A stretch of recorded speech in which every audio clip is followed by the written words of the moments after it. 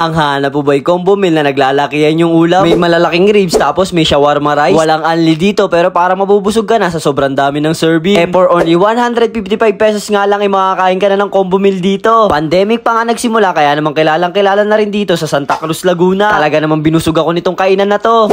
Hi mga kabadis, ako nga pala si Miko. Ngayong araw nga pala nagkayayaan na naman kami magtotropa. Masarap na kainan nga daw dun sa may Santa Cruz, Laguna. Kaya naman ito, dali-dali na namin pinuntahan. Kahit nga medyo may kalayuan sa atin yun, talaga naman di natin papalagpasin yun. From Liliw nga, ito kakadating lang namin dito sa Magdalena. Ito nga lagi yung gusto ko, road trip na tapos may kainan pa masarap na pupuntahan. Maya-maya nga lang dumating na kami dito sa may Aresa. Kakaliwa nga lang kayo dyan pag galing kayo Liliw o may high. Tapos ito, pagdating nyo ng pagsawitan, ito dire-diretso na lang kayo dyan. Bilis nga lang pala yung biyahe. Ito maya-maya nga lang dumating na kami dito sa Eat and Run. Talaga naman pagpunta ko dito, talaga naman namangha ko kasi sobrang dami din tao. Talaga naman tama yung dayo ko dito kasi mukhang dinadayuan naman talaga to at pinupuntahan talaga. Kaya naman ito, dali-dali na kami order at baka mamaya dumami pa yung tao. Dito nga lang pala kayo order sa may counter nila. Grabe, baling bilis agad ng serving nila. Ito nga pala in order ko, yung bestseller nila na combo A, B at C. Talaga namang unang tingin ko dito, talaga namang hindi ako mapapahiya sa inyo. Walang vlogger dito, talaga namang ganito daw talaga yung serving nila. May mga drinks nga din pala sila dito, talaga namang kompleto na lahat dito. Talaga namang mapapaitan na rin ako dito kasi sobrang mumura ng mga pagkain nila. Ito nga pala yung in-order kong combo, pork chop, tapa, tapos bangus, tapos may kasama pang itlog. Talaga namang kasing laki na ng mukha ko yung pork chop nila, talagang sobrang lasa din naman. Sobrang lambot nga pala nito, tapos ang sarap pa ng pagkakamarinate niya. Tapos magsasawsaw ka pa do sa unli gravy nila, talaga namang kombong-kombo to. For only 249 pesos ay matitikman nyo na tong apat na ulam nila. Sa murang halaga ay good for 3 to person na to. At ito nga din pala yung nagustuhan ko sa kanila, itong bangus nila, talaga naman napakalasa din. Sobrang malaman tapos napaka-crunchy. Along sasarap nga pala yan pag nilagyan yung itong templadong suka nila. Talaga naman kahit yung suka hindi talaga tinipid. Next naman natin itong homemade tapa nila. Talaga naman sobrang lambot din ito, promise. Pagtikim ko nga pala dito, manamis-namis na may konting alat. Talaga naman bagay na bagay din naman doon sa Java rice nila na kanin. Tapos nagulat nga din pala ako may kasama din palang itlog yung combo meal nila. Next naman natin itong ribs saka yung Hungarian nila. Only 199 pesos ay matitikman nyo na itong ribs saka yung Hungarian nila. Talaga naman sobrang laki ng ribs nila, hindi ganun kaalat o katamis, talaga naman sakto lang. Sobrang lambot nga pala nito mga pabata, talaga naman magugustuhan to. At ito nga din pala yung pinaka nagustuhan ko sa lahat, itong Hungarian nila, talaga naman napakasarap din. Pagkatikim ko nga pala niyan, siksik na siksik yung laman niya. Ang sarap nga din pala nung cheese sauce niya, talaga naman bagay na bagay. Commended ko nga pala sa inyo to, wag nyo papalagpasin yung Hungarian nila. Talaga namang hindi ako mapapaya sa inyo dyan. Next naman natin itong shawarma rice nila with wings. For only 155 pesos, may wings ka na, may itlog, tapos may shawarma pa. Ito nga din pala yung masarap, yung wings nila, talaga namang humihiwalay yung buto. Ang masarap nga din pala dito, medyo may pagkaasim yung wings nila. Bagay na bagay talaga doon sa shawarma rice nila. Ito nga daw yung unang menu nila, talaga naman recommended na daw to. Next naman natin tong chicken alaking nila. Talaga naman napakalaki nga din pala nito. Orderin nyo nga rin pala nito kasi sobrang sarap din talaga. Hindi nakakaumay kainin, kahit ako kaya kong ubusin yan. Talaga naman napapailing ako sa sobrang sarap. Next naman natin itong cheesy nachos nila. Over na over nga pala sa cheese to, tapos sa loob balin daming shawarma. Ang sarap nga pala nitong nachos nila, hindi tinipid sa laman. For only 149